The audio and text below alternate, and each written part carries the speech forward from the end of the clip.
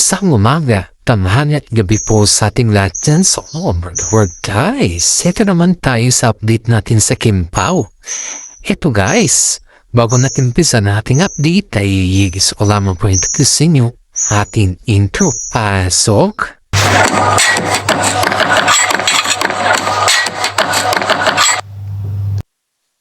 Heto na tayo guys, may mensahe po si Mami ni Paulo sa Kim Pao fans na kung saan po ay napapasalamat siya sa mga suporta na binigay nila sa mga maayos din na comment at sa lahat-lahat ng mga alam mo na yung laking tulong kasing suporta ng mga fans sa kanila guys at hindi naman nakamit ng Kim Pao ang kanilang pangarap kung wala ang kanilang mga fans. Yan po yung mensahe niya guys na nasabay iyak pa siya at kita mo naman yung kasiyahan niya guys na halos maririnig mo sa kanya guys yung kasiyahan na dulot ng mga fans sa kanilang mga anak guys. Ito sabi po rin talaga ni Mami ni Paulo kay Kim Chu guys is anak na. Mas pa nga pinapaladan niya ito eh. Mas pa nga kiniker niya kumpara kay Paulo Avellino. Pero intindihan naman ng mga karamihan yung guys kasi bilang isang ina dapat palagahan mo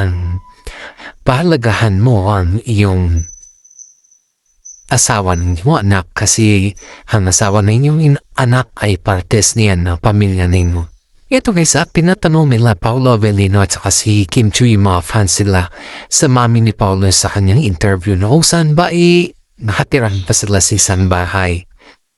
Yung guys ay hindi naman nakapagsalita yung mami ni Paulo dahil alam naman niya na syempre kapag ganyan na bagay guys, alam mo na hindi na kailangan sagutin pa. Naiilam-ilam na lang nagsabi yung mami ni Paulo guys dahil ramdam niya yung kasiyahan ng kanyang mga anak. Ramdam din niya kung ano yung sinasabi ng puso ng kanyang mga anak. Tingnan mo ito guys yung kanyang mga limit lang na salita pagdating sa live-in kila Paulo Avellino ayaw din niya magsalita pero tingnan mo sa kanyang mga facial expression ay umaamin siya. Hindi siya kagaya yung mga iba na panay din ganon. Pero umiiwas lang siya guys umiiwas siya sa tanong kasi nga ayaw niyang siya mismo yung umamin sa sitwasyon ng dalawa. Ang gusto niya kasi guys ay nire-respeto niya yung decision ng dalawa dahil nga alam naman din natin na yung pagiging marespeto sa decision ng iyong anak ay nagbibigay din ng saya. At alam din natin na hindi lamang basta-basta umamin pagdating sa showbiz. Showbiz kasi guys isang daming limitasyon dito. Nililimita ka ng mga management mo, director mo, or mga ibang kaibigan mo para sa ganunas ay mas lalong kikiligin yung mga kasama mo sa'yo. Pero in fairness naman, sobrang bait naman mami ni Paulo. As in, kitang-kita mo sa kanya yung kabaitan niya guys at kitang-kita mo sa kanya kung ano yung movement niya. Sabi nga niya kay Kim Chu na she's so very proud kay Kim Chu guys dahil nakita niya na nabuo si Paulo Avellino. Nakita niya na ang daming pinagbago at nakita din niya na halos si Paulo ngayon is growing up. Nagiging matured siya at higit sa lahat alam niya na yung obligasyon niya bilang kasintahan or asawa. Yun nga guys ispatit kasi silang dalawa na nakita silang bumili ng mga gamit sa pambahay guys at hindi lamang po yan guys hindi mga halos bit-bit lahat ni Paulo yung mga gamit Si Kim Chu naman guys ay very open naman siya sa lahat at ramdam naman niya yung kaginhawaan pagdating kay Paulo Avellino. Maraming nagsasabi guys na ang bilis na kamove on ni Kim Chu nung dumating si Paulo lalo na yung naramdaman ni Kim Chu na mahal na mahal siya ni Paulo. Kasi kita mo naman guys yung gesture ng kanilang mga katawan, yung movement. Ramdam mo talaga yung hindi basta-basta yan. Kasi alam mo, kapag naramdaman mo isang bagay na mahal ka at pinapalagaan ka, binigyan ka ng pasensya, yun na yun. Dun napapasok lahat. Dun mo mararamdaman kung ano yung sitwasyon. Dun mo masasabi na hindi ka niloloko ng tao. Yung seryoso yung tao sa'yo. Huwag mong balawalain, di ba? Siyempre, yung cast kasi ni Kim Chu guys na halos 12 years wala ka man lang narinig sa kanya na may problema ba sila ni Sian. Wala. Pinagtatakpan niya lang at saka ramdam lang nilang dalawa na may problema na sa kanila pero hindi man nila sinasa publiko. Ayaw naman ni Kim Chiu na sinasa publiko lahat ng mga kaganapan sa kanyang love life, lalong na si Sian gusto niya ng pribado. At the same time naman guys, si Kim Chiu din po ay gusto din niya ng pribado. Kaya maraming mga netizen ang nagtataka guys kung bakit si Kim Chiu sa ngayon guys ay ibang-iba na. Hindi man lumaki yung kanyang ulo guys kasi marami din nagsasabi na lumalaki na yung ulo ni Kim Chiu dahil nandiyan na si Paolo sa kanyang tabi. Yung mga Kim-si fans, sila yung mga nagtatrap sa mga nagsasabi na kailangan na move on si Kim Chiu or kailangan niya something like that or something different.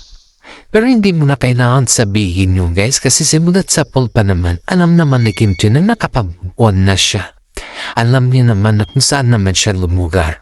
At alam niya naman na matagal naman na siyang nakamove on. Sabi nga ng iba, kinukumpara doon ni Kim Chiu si Sian Lim kay Paolo Avellino. Aba, kahit naman siguro sino, kahit naman siguro ikaw, kahit naman siguro sino sa atin dito. Dahil siyempre, pag ex mo yan guys at yung presence mo, nakikita mo yung difference, there's something wrong. At doon na papasok yung sinasabi natin na kinukumpara. Hindi ka na maikukumpara kung maganda naman yung ginawa mo, diba? Kasi ito nga yung kasabihan na every human, there is always a differences. Oo, tama. There is always a differences. Pero, hindi naman yung pagkukumpara mo is yung mga something which is very different, diba? Kasi si Sian Lim kasi guys is hindi siya lantaran. They just go far. Gusto lang niya yung sila lang. They just enjoying something. Pero pagdating sa friend is limit lang si Kim Chiu. Limit lang siya sa mga boys. Limit lang siya sa mga something. Kasi si Sian ayaw niya ng maraming lumalapit kay Kim Chiu. Lalo sa mga lalaki. Doon siya nagsiselos. Ayaw niya na may magkawak. Alam niyo guys, doon sa Lin lang kasi siyempre very proud din yung movement nila dun. Dun nag-start lahat yung kanilang mga galitan na yung mga kissing scene. Ayaw pala ni Sian yun guys Ayaw niya na may kalik si Kim Chiu sa mga movie. Ayaw niya na may nagtatat kay Kim Chiu sa movie. Pero sa ayon dito sa ating legit na sources ay napag-usapan na pala yun. Matagal na palang napag-usapan. Pero yun nga, hindi natin alam kung bakit si Sian Lim ay hirap na intindihin. Nasa showbiz sila. Nasa industry sila ng showbiz na kung saan kumikita sila sa ganun moment. Pero siguro guys ay very protective lang siya or something na may ginagawa na siyang babanaghan. Sabi nga din ng mga friend ni Kim Chiu guys na matagal na palang may tinatago sa Sian Lim Matagal na palang may relasyon dun sa director niya. Pero hindi lang naman sinasabi ni Kim Chiu dahil nga ayaw niya lang ilantad yung problema nilang magjowa noon. Pero in fairness kay Kim Chiu guys ramdam na ramdam mo talaga sa kanya yung bigat. Tuwing nag-host siya, tuwing nakakaroon sila ng host team or something na movie, yung alam mo yung napapaiyak na lang siya, nasapilitan na lang na tumatawa. Kasi sobrang bigat na yung nararamdaman niya. Sobrang hindi mo na maintindihan Kaya nga maraming netizen nagsasabi na maraming nagpapasalamat si Kim Chiu kay Paolo Avellino dahil dumating siya at nakapag-move on siya ng maayos. Hindi naman basta-basta yung ginawa ni Sian Lim sa kan. In 12 years guys ang alam pala ng karamihan nun, they are already engaged. Kasi nga may mga sing-sing si Kim Chiu nang ginagamit niya. Na biglang nawawala, biglang ginagamit, biglang nawawala. Pero hindi, ang karamihan guys sa showbiz ay alam nilang engaged na sila. Yun yung alam nila.